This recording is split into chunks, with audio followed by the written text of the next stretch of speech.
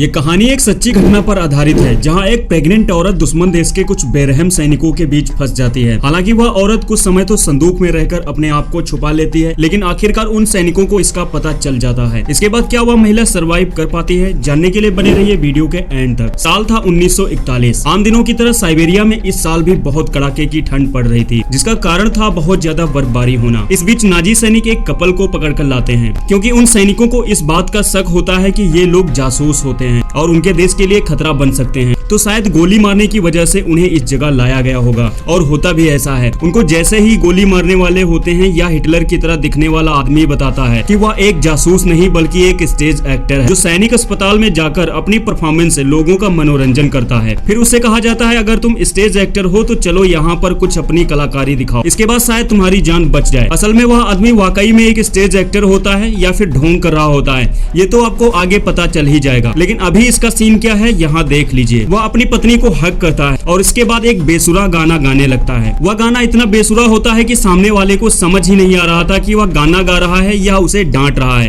खैर, उस आदमी का अंत समय आ ही जाता है और अब वह बिल्कुल मरने ही वाला था कि इतने में कहीं से एक बुलेट आकर इस आदमी के आर पार हो जाती है। इसके बाद वहाँ पर जितने भी लोग थे सभी को गोली मारकर ईश्वर के पास पहुँचा दिया जाता है। इसके बाद वह गोली मारने वाला मनुष्य उन मरे हुए सैनिकों के पास आकर उनका जरूरी सामान ले लेता है। इसके बाद हिटलर जैसा दिखने वाला इंसान उसका परिचय पूछता है, लेकिन वह बिना एक शब्द बोले वहाँ से चला जाता है। अब ठंड में सिकुड़ते इस बंदे को दिखाया जाता है। अब यह कौन है यह तो बाद में पता चलेगा, फिलहाल तो इसे यहाँ पर गन दिखाई जा रही है। इसकी तलाशी लेने के बाद ये लोग इसको अपने साथ में ले जाते हैं, जहाँ पर पहले से कुछ लोग बैठे होते हैं। फिलहाल ये सभी सोवियत सोल्जर होते हैं जो नाजी सैनिकों का शिकार करते हैं। जंगल में ये लोग किसी सुरक्षित जगह की तलाश करते हुए आगे बढ़ रहे थे। इनके साथ में एक जख्मी आदमी होता है जिसे ले जाने के लिए स्ट्रेचर का सहारा लिया जाता है। जंगल में जगह जगह लाशें भी दिखाई पड़ती हैं, जो इस बात का सबूत है कि नाजियों और सोवियत सैनिकों के बीच कुछ समय पहले यहाँ पर युद्ध हुआ था, और जो सैनिक बचे थे वह इसी तरह से जंगल में भटक रहे हैं। अब इन लोगों को एक खंडहर जैसी जगह दिखाई पड़ती है जहाँ ये लोग रात बिताने का मन बनाते हैं। वहीं चौपाल लगाकर वह लोग एक दूसरे को अपनी आप बीती बताते हैं।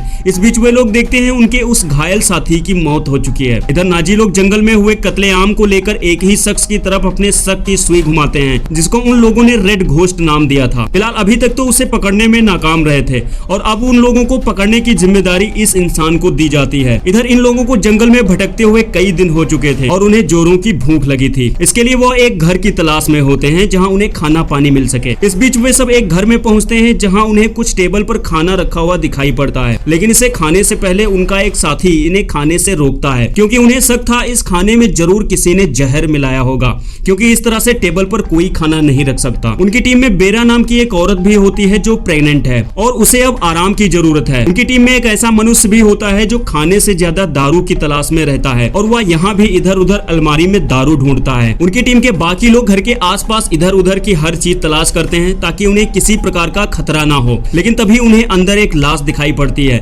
जिससे उनको शक हो जाता है कि दुश्मन यहाँ पर भी आ सकते हैं। और होता भी ऐसा है। दरअसल जर्मन लोग यानी उन लोगों के दुश्मन उसी घर की तरफ बढ़ रहे हैं। इधर उनकी टीम में कुछ लोग पड़ोस के ही दूसरे गाँव जाने वाले हैं, जहाँ से राशन और कुछ जरूरी चीजें लाने के लिए कह रहे हैं। उस औरत को उसी घर में आराम करने के लिए कहा जाता है, साथ में उसके लिए एक सैनिक को भी वहीं पर रोक दिया जाता है। बाकी के लोग दूसरे गांव राशन लेने के लिए चले जाते हैं। उनके जाने के बाद ये बंदा भी दारू ढूंढने वहां से चला जाता है, यानी अब उस घर में सिर्फ वही प्रेग्नेंट औरत बची है। अब यहाँ से कहानी में ट्विस्ट आने वाला है, क्योंकि इधर जर्मन लोग उसी घर की तरफ बढ़ रहे थे और वे लगभग पास में आ चुके थे। यहाँ उन लोगों की गाड़ियों की आवाज उस औरत के कानों तक जाती है। अब उसके लिए घबराने और डरने के सिवाय और कुछ नहीं बचा था।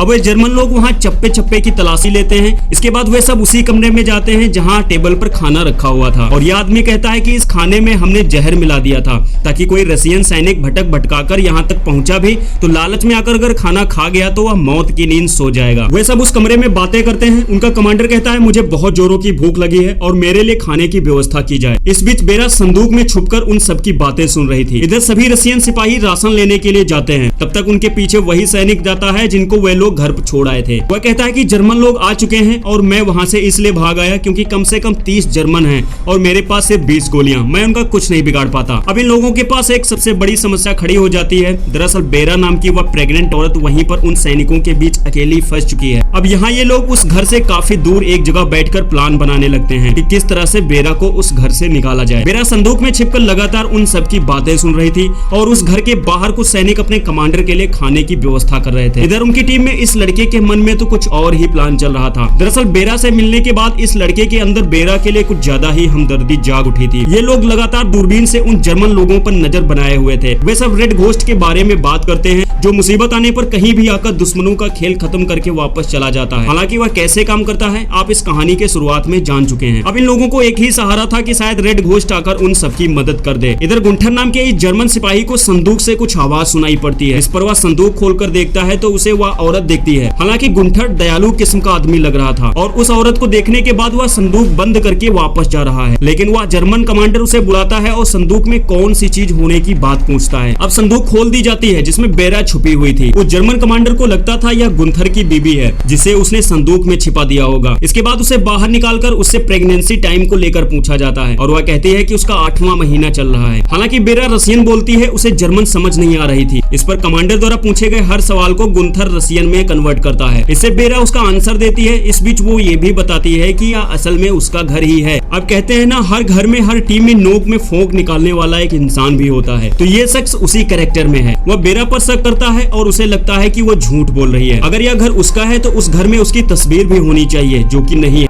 अब बेरा कहती है दरअसल यह मेरा घर नहीं है बल्कि मेरे दूर के रिश्तेदार का घर है और मैं यहाँ खाना खाने और थोड़ा सा आराम करने के लिए आई थी। अब उस शक्की आदमी का शक और बढ़ जाता है। अब वह उस कमरे में इधर उधर देखता है जहाँ उसे एक औरत की मिलिट्री ड्रेस मिल जाती है। उस ड्रेस में रखा उसका आई कार्ड भी कमांडर के हाथ लग जाता है। अब उन दोनों को समझने में देर नहीं लगती कि वह एक रसियन सिपाही है। अब गुंथर को बाहर निकाल दिया जाता है। इसके बाद वे दोनों बेरा के साथ मारपीट करते हैं। अब बेरा बाहर आती है जहाँ उसके चेहरे पर चोट के कई निशान होते हैं और खून भी निकल रहा है। इधर रसियन सिपाही बेरा को दूरबीन से देखते हैं, वह बाहर आ चुकी है और वे लोग उसे मारने की तैयारी कर रहे हैं। वे सब आपस में बतलाते हैं कि अब कोई चारा नहीं है, बेरा को हम लोग नहीं बचा पाएंगे। यह लड़का मन ही मन सोचता है चाहे जो कुछ भी हो जाए वह बेरा की जान बचा कर रहेगा और इसके बाद वह वहाँ से भाग पड़ता है। उसे भागते देख बाकियों का भी जमीर जाग उठता है, वह सब भी उसके पीछे भाग पड़ते हैं। इधर शक्की इंसान अपने गन से बेरा को टारगेट करता है, लेकिन कुछ सोचने के बाद वह गन गुंथर को देकर मारने को कहता है। इधर रसियन जर्मन पर भारी पड़ते हैं और पहरेदारी कर रहे सिपाहियों को ईश्वर के पास पहुंचा देते हैं। इधर गुंथर के पास गन होती है लेकिन वह बड़ा ही धर्म संकट में फंस चुका है। उसे ना चाहते हुए भी अपने कमांडिंग ऑफिसर के आदेश का पालन करना ही था और अब वह बेरा पर बंदूक तान देता है। इस बीच एक बुलेट उसके गर्दन के आर पार हो जाती है। बेरा वहां से भागकर छुपने चली जाती है। रसियन को समझ में नहीं आ रहा था कि आखिर ये गोलियां कौन चला रहा है। तब तक उन्हें रेड घोस्ट दिखाई पड़ता है जो अपने स्नाइपर से जर्मन के उन कमांडोज पर गोली चला रहा था। फिलहाल अभी तो वह उन जर्मन लोगों का बैंड बजाने का काम कर रहा है। इसके बाद सभी रसियन अपनी अपनी पोजीशन लेते हैं। जर्मन और रसियन के बीच युद्ध शुरू हो जाता है। जो जिसको जहां देखते हैं वहीं गोली मारकर ढेर कर देते हैं। रेड घोस्ट नाम का वह शख्स भी आखिरकार घायल हो जाता है और इधर जर्मन की टीम में से 2 ही शख्स जिंदा बचते हैं। इधर यह शक्की आदमी जिसको एक गोली लगने के बाद मरता तो नहीं है लेकिन बहाना बनाकर जमीन पर लेटा रहता है और इधर इनका जो मेन कमांडर होता है वह गोलीबारी होने के दौरान वहां से भाग जाता है। खैर गोलीबारी थमने के बाद रसियन लोग मजे से दावत उड़ाते हैं। इस समय बेरा के डिलीवरी का वक्त भी हो चुका था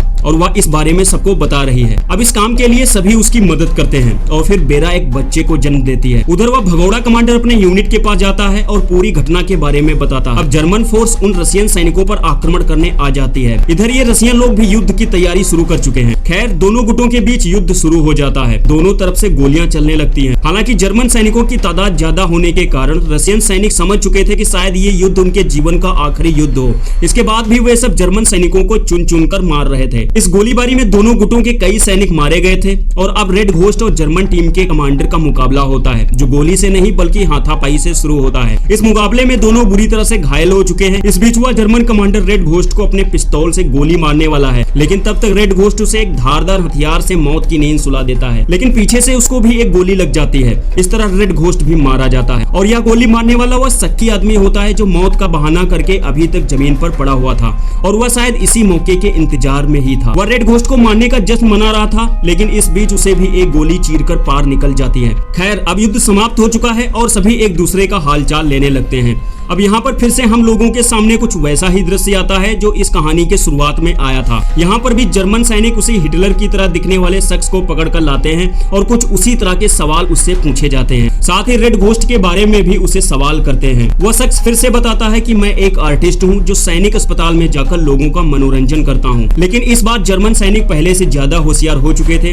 वे उसे सच उगलवाने के लिए एक बच्चे को ढाल बनाते हैं। बच्चे की जान को दांव पर लगा देख वह शख्स रेड घोस्ट के बारे में कुछ जानकारी देने लगा था। इस बीच वह फिर से कुछ वैसा ही बेसुरा गाना भी गाने लगता है, जिसके बाद जर्मन कमांडर उसे मारने के लिए कह देता है। और जैसे ही वे लोग उसे गोली मारने वाले होते हैं तब तक उन लोगों को स्नाइपर से गोली मार दी जाती है और इसके बाद वहाँ भाग दौड़ मच जाती है। वहाँ पर जो भी जर्मन सैनिक जिंदा बचे थे उन्हें स्थानीय लोग उनका कचूमर बना देते हैं। सभी जर्मन सैनिकों के मरने के बाद वहाँ पर एक बंदा आता है और वो मरे हुए सैनिकों का कुछ जरूरी सामान लेकर सबको टाटा बाय बाय करके चला जाता है। यानी यह सीन बिल्कुल उसी तरह है जो कहानी के शुरुआत में दिखाई गई थी और उसके बाद सारी महाभारत शुरू हुई है। और अब इस कहानी के अंत में कुछ वैसा ही सीन दिखाया गया है, यानी कि शायद इस कहानी का अगला पार्ट जल्द ही आएगा। ये कहानी आपको कैसी लगी कमेंट सेक्शन में जरूर बताइएगा और चैनल जरूर सब्सक्राइब कर लेना ताकि ऐसे एक्सप्लेनर वीडियो आपको मैं कंटिन्यू देता रहूं। मैं मिलता हूं आपको नेक्स्ट वीडियो में, तब तक अपना और अपनों का ख्याल रखिए। Take care, bye bye.